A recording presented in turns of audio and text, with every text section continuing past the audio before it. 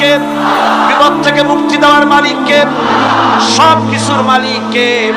আল্লাহ বলেন আমি চিরঞ্জীব, হুয়াল হাইয়ুল কাইয়্যুম, তিনি চিরঞ্জীব, তার কোনো লয় নাই। আকাশও তার, জমিনও তার। আকাশ কার? চিল্লা এখন, আকাশ কার? জমিন কার? আমরা যে জমিনে সেজদা দেই, এই সেজদা কি মাটিরে দেই?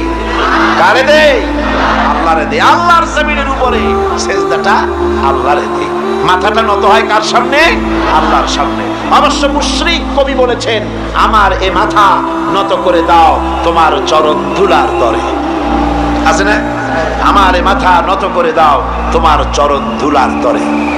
কিন্তু জাতীয় কবি, তাওহীদবাদী কবি এ কথা শুনে গর্জে উঠলেন, তোমার মাথা কারো চরণ তলে নত হতে পারে, কিন্তু আমারটা না।